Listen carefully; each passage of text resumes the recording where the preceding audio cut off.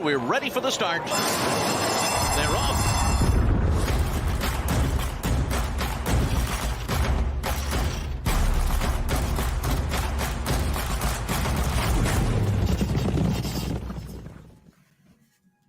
Welcome in, everybody, to It's Official. First Bet presenting with Jeff Siegel. I'm Jeremy Plonk.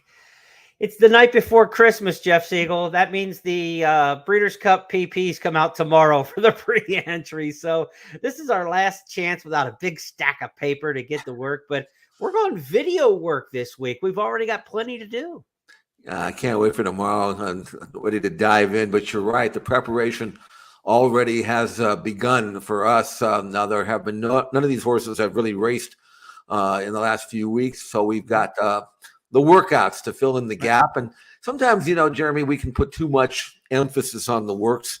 I don't think they tell us necessarily who's going to win, but it does tell us if you will have a tiebreaker, or if you want to consider throwing a horse in or out, maybe that'll make a difference. It could save you some money, and it might elevate a selection. I don't know how many horses I'm going to put on top just because of the workouts, but I'm interested to find out how they're doing, and who knows where that with how that'll affect the process. So let's get on with it. We've got a number of horses that worked the last week, Jeremy, that either worked really good or maybe not so good, and that could impact the handicapping. Well, we're going to rank them. We don't pull any punches here on It's Officials. We take on weekly topics. This week's topics are all going to be workout related and how we rank them categorically. As you mentioned, for me, workouts not the end-all be-all for making a selection. I'm not pulling a horse who's on my third tier and moving him up to the winner, because of a good workout. Same thing with the horse I love. If the workout's not great, I might love a little less, but I'm probably not tossing completely off my ticket. Great, like you said, for tiebreakers where you're looking for a little bit of an edge, where you think horses just look even. Who's doing better now can be the difference between two even horses. And I think as we get to Breeders' Cup week here next week, we're going to hear a lot of, he did everything just right, he's perfect, she's doing this, just what I wanted, all those kind of talks. You're going to get the platitudes from the trainers, except maybe the Europeans. They tend to be a little more loose-lipped when it comes to how their horses are doing. So when we evaluate the Europeans, we're not going to have like timed workouts to look at like we do with the American horses. But if their horses aren't doing that well, we tend to hear about it from them at least. The form is cloudy on the Europeans, but the opinions are usually a lot clearer. Yeah, I think that the trainers over there have to be a little bit less politically correct to their owners than we have to be here. Yeah, right. But you're right. What I'm looking forward to, actually, more than trying to impact my top selection, is maybe find horses that I might throw underneath in the try or something that I normally would not have considered. That horse worked really good. I don't really like him, but I'll toss him in on the bottom somewhere, just because of a workout. Or maybe it goes the other way. So we've got, the workouts from last week that we're going to look at. And for most of these are the last serious works. You might see a half mile or an easy 5/8 over the weekend. But other than that, most of the work has been done. All right, let's get to the big board. Our first topic this week, we're starting with the good ones, Jeff. Which of the workouts have we seen that are off the charts? We've looked at about 15, 20 different workouts on video that we're evaluating for these. And the first work that's off the charts, when you talk about the Breeders' Cup Distaff this year, there are two big horses, and Todd Pletcher's got them. There are some other really good ones. But at the top, it's Nest and Malathot. And, of course, they come off victories. Nest last time out, she won the Beldame up in New York. Malathot won the Spinster over the track at Keeneland. Jeff, if we had to separate, you talk about tiebreaker separating good horses. This is kind of like the quintessential tiebreaker type of discussion that we want to have. It's Malathot and Nest. And take us through this work from the other morning. Right. Well, on form, I might give Nest a little bit of an edge, but after watching this workout, you really have to think that Malathot is really, really doing well. She's on the inside, and she is really, really eager here. And certainly Nest is a top-class filly. But Malathot, who has won her last two, and of course she's perfect at Keeneland 3 for 3. Nest has won her last 3. So they're very, very hard to separate. And I actually thought that I expected Nest, who's got a little bit more speed, a little bit better turn of foot, might work better. But man, Malafat is just pulling the jock out of the saddle here. Yeah. And I would maybe suggest, and remember, this is not a race, it's just a workout. But Malafat looks as good as I've ever seen her look, Jeremy. And when she looks good, she runs good. And she looks like a powder keg here. She looks like at any time, if the rider drops the hands, she's going to go. And on the outside, Nest is getting a little niggling here. You see a lot more activity. You can tell in the action of the ponytails of the riders, but they're trying with Nest a little harder. And look at Malafat, just kind of like, nah, that's not happening. That's not happening. You're not going by me. And as they go to the gallop out here, I thought Malafat looked really good. And the one thing we know about Malafat is that's a steady grinder, right? She never comes back in a race. So if Malafat is forward in here and she's in front of Nest at some point in the race, I'm not so sure Malafat gives it back here. Now on the long gallop out, again, they're just easing up and neither ask for much at this point here as the work ends. I was really impressed with Malafat in this one. And of all the works I saw so far on video, to me, this is the one I like the most. And you know, these two fillies, there's not a lot separating them in terms of resume. They're both very accomplished. The brilliance factor, a lot of people will say Nest has been more brilliant in the afternoon, and that's a fact. I think that's a fact. Brilliance is a visual statement, but it's also, I think, when you look at those two, you can say if somebody's going to have a spectacular run them off their feet effort on Breeders' Cup Saturday in the distaff, it's Nest, but you don't need a spectacular run. You know, you don't need to be inside information and winning the distaff by 15 or whatever she did that year way back when in order to have a commanding performance. And Malafat is capable of commanding that distaff field on her form and certainly on that work. I thought she looked excellent. I thought she did too, and Nest is good. And the teammates, they're stable mates. There's very little to choose between the two.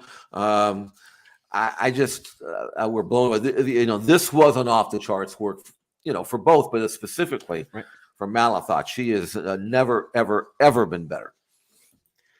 Our other off the charts work to talk about here, Jeff, is the Prince of Darkness, if you will.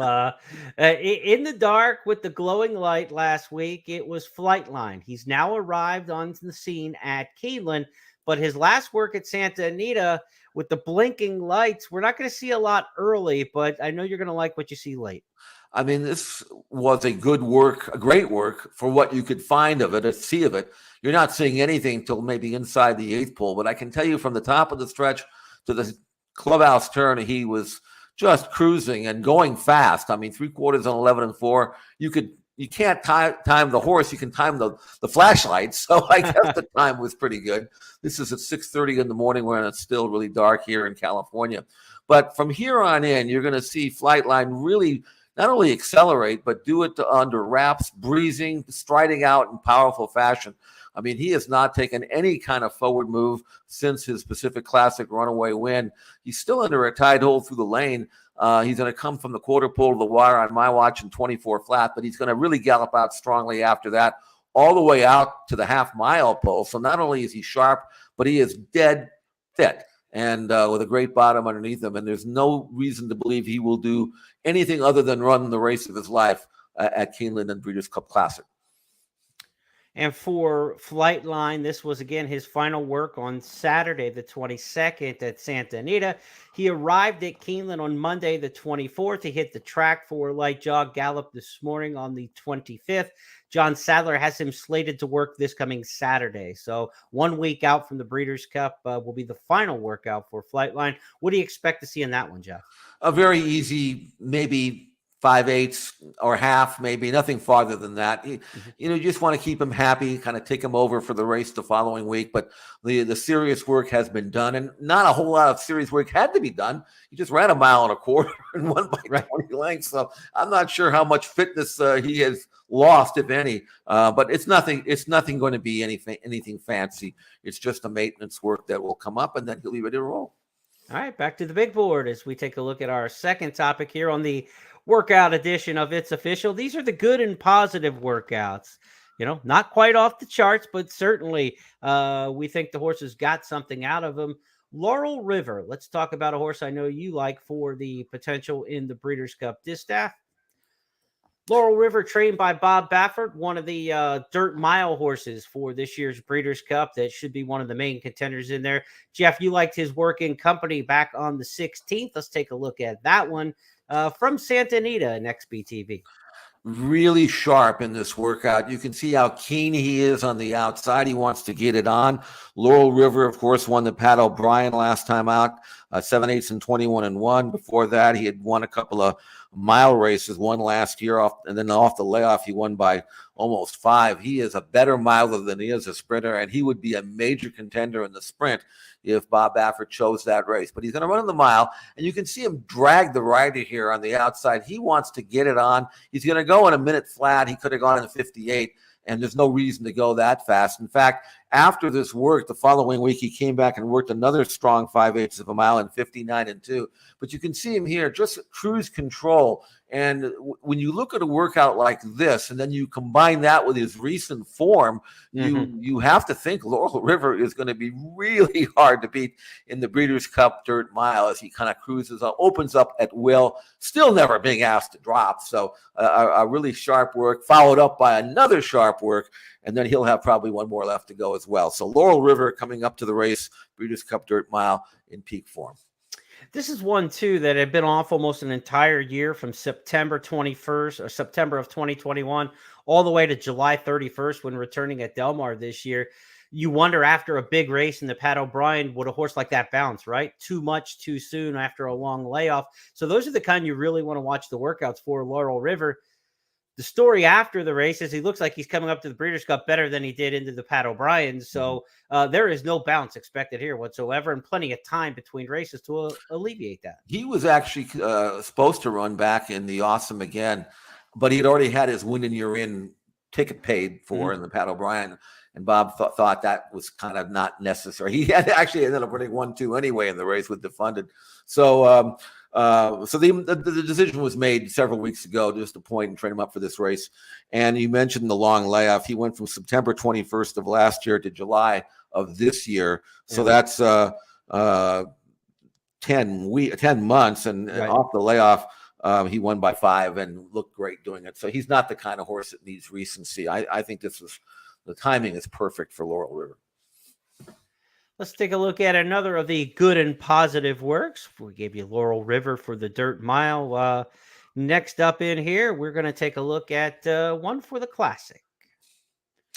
Jeff, Hot Rod Charlie's a horse who's had experience in all the big races. He was 4th in last year's Classic. He's traveled the globe this year. He was part of the Triple Crown in 2021. When you get a horse like that, we've seen him a million times. You wonder to yourself, is there more to Hot Rod Charlie, or do we know everything we need to know about him? His most recent work tells you that he's still doing just fine. He is a horse that will work well when you want him to. And obviously, Doug O'Neill wanted to get him sharpened for this race following his win in the Lucas Classic, which was not too earlier this month. But it's good to see that him come out of that race, which was a kind of a tough, taxing race when you consider how he needed to fight back in the final 16th of a mile to win. To see him come back and appear this sharp, and he was very sharp here. He's the work scheduled to be, I'm pretty sure, maybe not, but I guess whatever the case is, he broke off behind another horse, and I don't know whether he was supposed to stay with him or behind him or blow on by. Well, the final 16th of a mile, he is really going to look good here. Yeah. And he's not being asked, Jeremy. This was a sharp work, really, really good. I think Hot Rod Charlie is going to run as good as he's ever going to run in the Classic. I'm not saying he's going to win, but he could easily run second. There's nothing wrong with finishing second. This is a happy horse. I mean, just look at the way he's reaching. He has the right lead. The ears are up. Not much encouragement, a little bit from the elbows from the rider, but mostly all on his own. And really, this is as good as he can look, I think. This is the best version of Hot Rod Charlie. And like you said, he's going to be set to run his race, whether it's good enough to take on the heavy hitters like Flightline and Life is Good in the Classic. We're about to find out. But one thing about him, he's used to Keeneland. He's the home team this year. He's been at Keeneland since late June. That's correct. I liked him, actually. I actually bet on him last year in the Classic as a 3-year-old, and he finished 4th. He looked like he had a great trip, which he did, but he was also racing on that very deep rail throughout, and I thought he got mired down the last part. And the way he worked here indicates to me that he's as good as he was last year, maybe even better, which doesn't beat Flightline, but it might beat everybody else. And again, if you're looking for something to hook up Flightline with, if you're playing exactas or trifectas, based on what I just saw, Hot Rod Charlie's going to have to be on your ticket somewhere. All right, let's take a look now at our next series of horses. We've had the off the charts, we've had the good and positives. Now just the kind of meh. These are the horses that didn't dazzle us, didn't offend us with their works in the morning. But Jeff, the couple horses that we have in this category include a couple named performers in here. And Jack Christopher is a horse who could go to the sprint. He could go to the dirt mile, could be cross-entered in both races when the pre-entries are announced on Wednesday. Let's take a look at Jack Christopher in company last week at Keeneland over the weekend and see maybe which race he should go in or what we think of him coming into either potential spot. Well, I think he's a top-class horse for sure, and I'm grading on the curve here because I expected more from Jack Christopher. Now, it wasn't a bad work or anything like that. He went a minute in the fifth. He was the sixth fastest of 62. So, you know, it was okay. But I thought an older horse like this is supposed to draw off and win the work and do it under into the bridle and do it galloping out full of run. And Jeremy, that didn't happen. I thought I could see it. No, he's working here with Blazing Sevens, who was the winner of the Champagne Stakes. So he's going to get the stakes winner. But that's a 2-year-old stakes winner to the inside. And you can see they're trying with Jack Christopher right now. Jack Christopher's giving effort on the outside. The white blaze in his face may exaggerate the movement a little bit, but he's certainly trying and getting after it. And now just look down on the inside. Blazing Sevens just kind of chilled. And this is where you expect Jack Christopher to open up 2 lengths and just kind of go on with it. And look at Blazing Sevens. Does it say more about the 2-year-old on the inside, or Jack Christopher looks like he's kind of just hanging out there a little bit? I was impressed with the 2-year-old. I mean, he's elevated in my eyes based on the fact that not only does he gallop out better than Jack Christopher, but Jack Christopher's got to be niggled at and chirped to a little bit to stay with him. Yep. And he right here, look at this. You look know, at this. He had to be flagged even there a little bit right. In the gallop out. Exactly. So I'm going to promote the 2-year-old on the rail. Maybe take a little bit of a look on the outside of Jack. Maybe we'll see a little sharper move this weekend or not. I don't know. But I thought he would win the work, or at least if they finished head-and-head, he would be going the easier of the two, and he wasn't. So that was a little disappointing to me. I'll watch him again one more time and see what I think then. Probably not sharp enough to sprint by Chad Brown's comments in the past, past week. Probably sprint 6 furlongs. Right. I think the dirt mile is where they're kind of leaning, but we'll see it. And like after this workout, do you think you're razor sharp after that work to sprint? I don't know. I kind of think dirt mile might be his best ammo and best route to go this weekend. We'll see what they decide to do there. As for Blazing Sevens, Cave Rock has a challenger, I guess, in the Breeders' Cup Juvenile. Cave Rock's going to be a heavy favorite in there, but the work by Blazing Sevens might promote that one up over some other horses that we'll talk about in just a bit here in terms of who has worked well. Now, another big name was working in that category where we weren't overly impressed, but we certainly are impressed by the resume of Life is Good. He was out for a solo workout at Keeneland over the weekend. Let's pick him up here, Jeff. Pre-breaking off before, because this is the horse who's probably setting the tone in the Breeders' Cup Classic. If he's not, he's probably in big trouble. So kind of how when they say go, you know, how eager is he to get in? How relaxed is he for the rider? And you see now like the head going out, like I want to do something, I want to do something, I want to do something, still want to do something. Give me my cue, give me my cue. This is a horse who's going to run and run fast at the beginning of the Breeders' Cup. And this eagerness and this work before they broke off shows me that that's not going to change. No, they're going with him. He's going to be on front. There's no rating him. But let me remind you that Life is Good before he ever ran with, and he made his debut. He was all world. He had trained so well. So he's normally a very, very good workhorse. So I expected to see that, especially 2 weeks out from the biggest race of his life and maybe the last race of his life. And, you know, he went off well enough, but again, and he wasn't really asked too much, but I would have liked to have seen a little bit more enthusiasm, a little bit more power in the final stages. Right. You know, he kind of runs with his head up to begin with, so he's never going to look all that good visually. But I don't know if this is the kind of work you expect from a horse that you hope will beat Flightline, because based on what I'm seeing here, that ain't going to happen.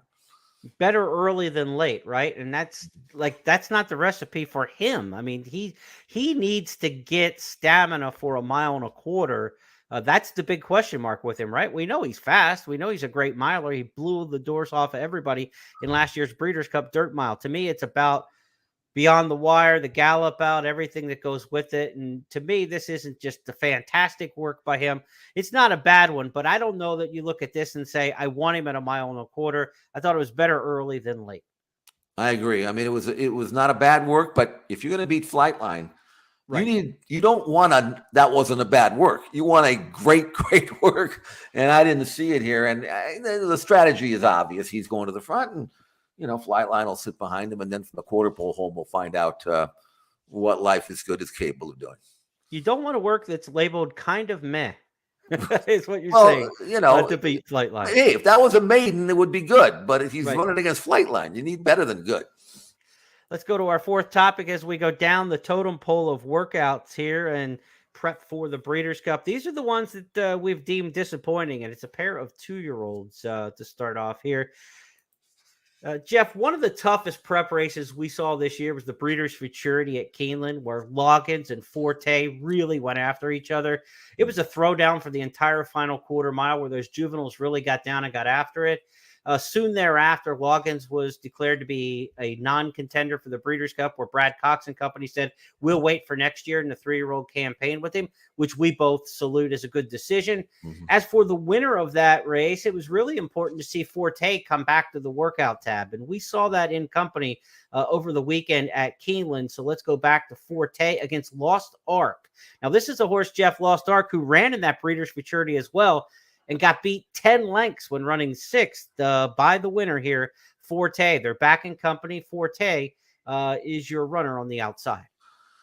Here's another situation where I thought Forte was going to sweep on by and open up, or at least prove best. And again, it didn't happen. I don't know. Forte's he's done well. I mean, there's no question about that. He won the Hopeful, which was very impressive. He comes back and he wins the Breeders' Futurity, and he's okay. That horse on the inside is a nice, cold Lost Ark. He's got awful action, but he's not a bad horse. And here at the end, you can see Forte having to be ridden just a bit, whereas Lost Ark is kind of under wraps. And again, situation where, if you're looking at a horse that you expect to win the Breeders' Cup Juvenile, don't you expect more than this? I would have. Yeah, and in the gallop out. And again, you've got Cave Rock coming in from the West Coast, who is, the gorilla of the division, it looks like. But this gallop out from Forte, remember, he won the 7-furlong Hopeful. Then he came back and won a very taxing edition of the 2-turn, 1/16 Breeders' Futurity at Keeneland. So he's coming off the same trip and distance that they'll run in the Breeders' Cup Juvenile. But he just beat this horse by 10 lengths. And there's no way you can watch this work of Forte and feel like, I feel great about it. You know what I mean? This is disappointing for sure. Unless Lost Ark has gotten way better, which we don't anticipate happening. It was a tough race on the front runners. It was no better for the horses 10 lengths behind them in that situation. So a disappointing effort there, I think, by any calculation from Forte. And that tells us maybe that Blazing Sevens, the Champagne winner, who worked so well in company against Jack Christopher, maybe the second best horse for this year's Breeders' Cup Juvenile of the ones of the major prep winners. The pecking order might go West Coast with Cave Rock, then the Champagne winner, and then Forte. I know those two horses faced off in the Hopeful, but it looks like Blazing Sevens may be going better now than Forte is right now. That's how I read it. I mean, you don't want to put too much emphasis in the works, but we just saw what we just saw. You can't ignore that, and especially with 2-year-olds whose form can fluctuate more than the older horses. You go up, you get better, you go down. And we've seen that happen with 2-year-olds so many times. So right now, I'm a little soft on Forte based on that workout. And we saw in the Breeders' Juvenile, the immediate reaction was, "Wow, what a horse race!" But boy, was that the right prep? And so that Right. becomes the question mark. There's something that there's a prelude to that workout that we just saw Sure. that follows some of the narrative. So we'll see if Forte bounces back with a final work over this weekend. Maybe he'll look spectacular and just need a little more time. But definitely keep your eye on Forte because that wasn't what we wanted to see. Another one of the workouts that Jeff did not go as scripted, perhaps with the connections would have liked, is the Cinderella horse from Iowa. Uh, you know, Tyler's Tribe is a horse who's undefeated in 5 career starts. He's the fastest thing in Iowa, blowing everybody away at Prairie Meadows. But his deal is sprints. I think his connections think at this kind of level. So they have to try the Breeders' Cup Juvenile Turf Sprint because there's no dirt sprint available. So they gave him a trip over the track and the turf course at Keeneland over the weekend. Here's how it turned out for Tyler's Tribe. We're going to take it at the beginning here as he's being ponied up to the spot where he'll break off for the work. Jeff, to get a 2-year-old ready for grass first time, there's not a lot of chances to train on the grass, right? I mean, unless it's a clocked workout, they're not going to let you out there just to play around. Yeah. You really have a hard time working a horse on grass at Prairie Meadows too, since there's no grass course. Right. But this is a horse that was trying grass, and he's looking around. His ears are up. He's not striding out. He looks like a steeplechase horse getting prepared for the first jump. You know what I'm saying? Mm-hmm. He's just not happy out there, and he's not moving well. He's going to switch back to his left lead, and that means he's not really grabbing the ground. He'll do that right about now. And I think that, you see a horse like this, you wonder, maybe this isn't the right move to do. I mean, he doesn't have to win the Breeders' Cup Juvenile Turf. He's a gelding, and I think that he might be better off looking to keep his winning streak alive by tackling easier company over a main track that he likes, or at least dirt, a surface we know he handles. I mean, this, and the other thing about it is because he wasn't asked to show speed, maybe he just said, "Oh, you don't want me to go fast? I'll just go slow." The horses, they get a cue from the rider, and if they wanted him to blast off, maybe he would have done better. So when I say disappointing, I don't lose any faith in the horse. I think he's a really fast, legitimate, classy sprinter. But if you're talking about expecting him to duplicate his best form on turf based on this work, I can't do it. I just can't. And that's Tyler's Tribe, a potential candidate for the Breeders' Cup Juvenile Turf Sprint on the Friday card. So a couple of the 2-year-olds didn't work the snuff that we would like to see. Jack Christopher and Life is Good were just okay, but not quite where they should be. Definitely, we were impressed by Laurel River and Hot Rod Charlie. They turned things on and seemed to be moving the right way. And at the top of the list, it looks like Flightline and Malathot are really coming into the Classic and the Distaff, firing on all cylinders. That's how I see it. And again, one more week of easy breezes, just nothing fancy to get a last look at these. But right now, I mean, those were the most important works for these horses 2 weeks out. And I think we learned something. I hope we did. Yeah. For more on the workouts, all the stats and trends, the handicappers analysis, the First Bet AI picks, and plenty more, be sure to check out the First Breeders' Cup Wager Guide. The digital wager guide will be available beginning Friday this week. So pre-entries come out on Wednesday. We'll get the early edition out on Friday, and it'll be updated every single day of the week. The digital guide will be updated every day from Friday through Breeders' Cup Saturday next week with new information. All these workout videos linked in and plenty more on terms of the workout videos. You'll get Jeff's analysis of a couple divisions, myself, Zoe, Millie, Michelle, all the crew from XBTV, Eddie Olczyk, and more tuning in and chiming in for the Breeders' Cup Wager Guide presented by First Bet and Express Bet. John White involved there as well. And John's got some good Breeders' Cup blogging material you can check out on the websites as well between now and then. Our fifth and final topic on It's Official this week, as it has been since the Saratoga Del Mar meet, is the Stars of Tomorrow, where we're looking for a 2-year-old or a 3-year-old in the maiden ranks who is impressing and one that you want to keep an eye on. Jeff spotlighted Victory Formation from this past weekend at Keeneland. up into third, still 5 lengths off the lead. Communication Memo to the outside of that one. Wayhill Road dives back to the inside, still well behind Victory Formation in the final furlong, and Victory Formation has a 5-length lead. Communication Memo and Release McCracken going at it for second. Wayhill Road is fourth behind that pair. Past the 16th pole, Victory Formation, Luis Saez, they're home free. Victory Formation to win it. Release McCracken was home second. Communication Memo was across the line in third, and then Wayhill. So, Jeff, our star of tomorrow, Victory Formation, a Brad Cox trainee, a couple wins at the meet with the 2-year-olds for Brad Cox. This one, a son of Taprit. And, they haven't been running super fast in the 2-year-old races this meet at Keeneland. They're running about 3-4 lengths slower than what we're used to seeing for the Keeneland 2-year-olds by each distance. So can't get too caught up on the times, but this time's a little faster than the average 6.5 furlong race of the meet, 1:17.94. Overall, good performance and one to keep an eye on. Definitely. And then you mentioned how deep the track has been, so don't worry about the final time. Victory Formation being from the first crop of Taprit. You wouldn't expect a Taprit colt to show this kind of early speed, but he actually breezed 21 2/5 at the Timonium sale. That's a bull ring, which is why he brought so much money. And he's a really, really nicely bred colt. When he was bought, the dam only had a winner, a moderate winner in Bellamore. But Bellamore, since then, a filly out here in California, has developed marvelously. In fact, she was placed in the Rodeo Drive Grade 1 Group 1 event, Grade 1 event for fillies and mares over 1.25 miles a few weeks back. So whatever this Tapper colt out of that mare, and the colt, the half brother to Bellamore, does sprinting, he's going to do better routing. And for him to win first time out, I thought was very impressive. He cost a lot of money. He's a great looking colt. His half sister has developed beautifully now as a 3-year-old, so the future is bright for Tapper. And again, winning first time out on the lead, showing exceptional quickness, made the lead and kept on going. I think this is a colt that obviously not running in the Breeders' Cup, but there are races before the end of the year at Churchill, for example, where you might see Victory Formation show up and really throw his hat into the ring for next winter in the Derby preps. Very, very promising runner from Brad Cox's barn.